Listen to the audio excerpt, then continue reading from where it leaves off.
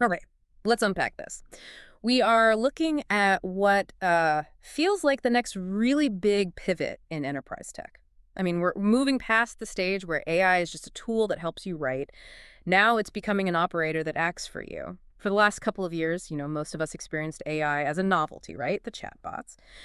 Then came the productivity phase, the co-pilots that are now embedded in pretty much all of your software. That's right. And the material we're looking at today suggests we're now moving and moving fast into what you could call the dependency stage. Hmm. So our mission in this deep dive is to really get to grips with this transition, specifically that critical shift from an AI that just generates words to one that actually takes action. This is what the whole industry is starting to call agentic AI. And that move from conversation to execution, that's what changes the entire risk profile. It does. The second an AI can actually do something, the consequences of a mistake become immediate and, well, very real. Absolutely. The promise of agentic AI is just. Aha. It's incredible efficiency. You give one single instruction, and it kicks off a whole chain of events across multiple systems, completely unattended. But, and this is the key, the sources are all unified on this one central tension. That this speed, this power, it comes with a huge catch. A severe one. Autonomy without really rigorous built-in oversight is not innovation. It's just a massive operational liability. So we have to figure out how to delegate safely. Okay, so let's start there. Let's demystify agentic AI. The name makes it sound a bit like magic, but what does it actually, look like in a business? It's not magic at all. It's a sophisticated bundle of capabilities that are all chained together. So an agent is defined by its ability to take your high-level, sort of unstructured intent, something like schedule the project review and draft an agenda from last quarter's reports. And then it breaks that vague task down into a series of logical steps. And here's where it gets really interesting, right? The interconnected part, the execution layer. Precisely. So once it has the steps, the agent then calls the tools it needs, the APIs. It'll call your calendar to find open slots. It'll call your document system to pull those reports.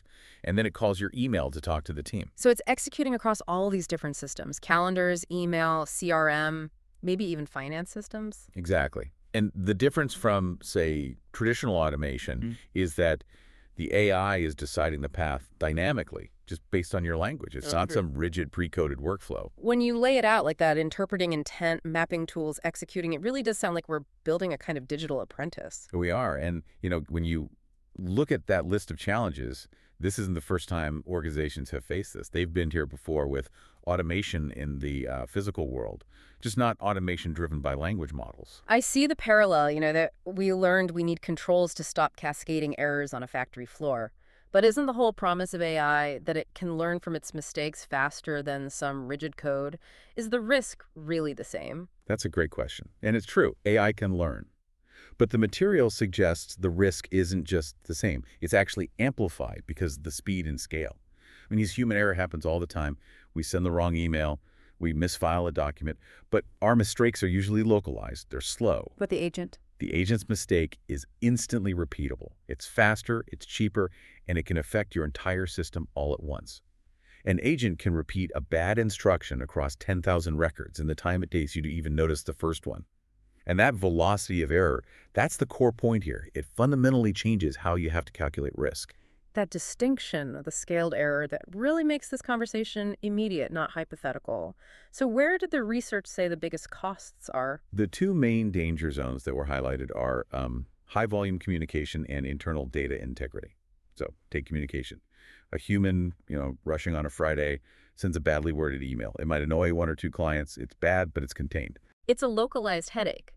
But if an agent is told to, say, handle all client follow-ups, and it makes one single mistake in the logic or the filter. It doesn't annoy one person. It instantly sends that flawed message to 500, maybe 5,000 people. And just like that, you have a scaled PR incident, a huge operational mess, maybe even a compliance failure, all from one instruction in 1 second. That sounds like the time I accidentally hit reply all on a company-wide email, just a million times worse and fully automated. Precisely. And the data integrity scenario is, well, you could argue it's even more frightening.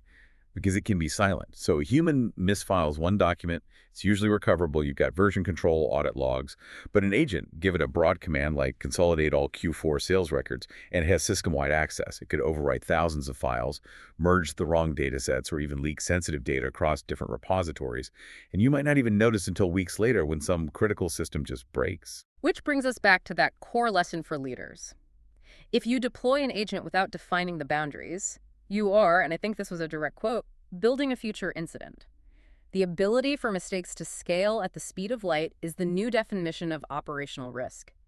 So if the problem is scaled error, the solution has to be control at scale.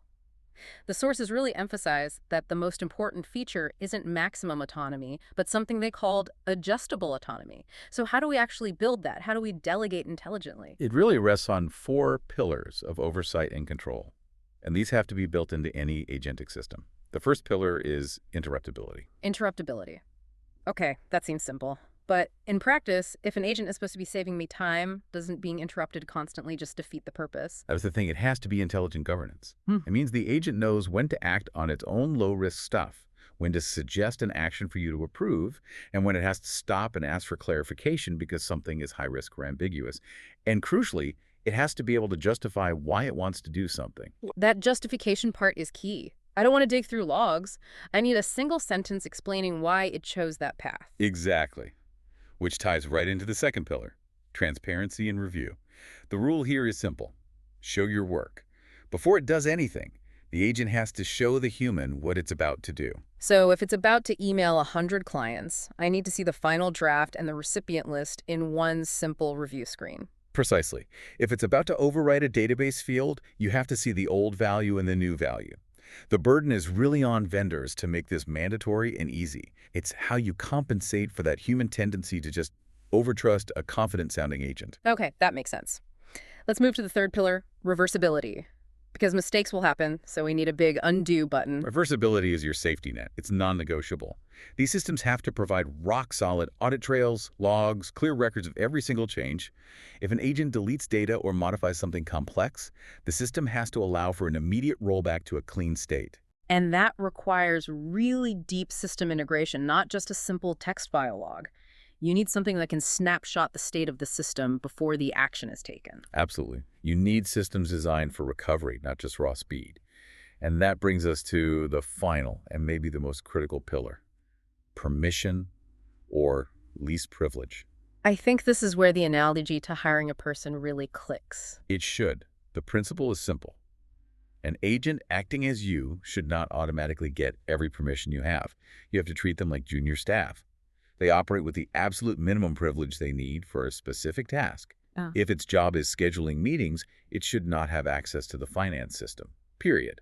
But that creates friction, doesn't it? If the agent needs to escalate for one step, the system has to manage that securely, maybe by pinging a human for approval. It does create friction. But that complexity up front saves you from catastrophic loss later. You wouldn't give a new hire full admin access on day one just because they're smart, right? Of course not. So why would you give that same power to a piece of software?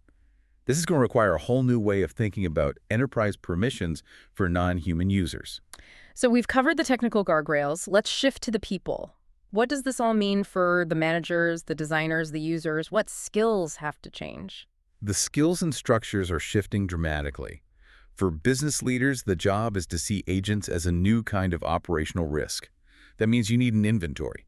You have to stop focusing only on productivity and start asking, what can this agent access and what specific actions can it take? And based on that inventory, you set the rules. Yes.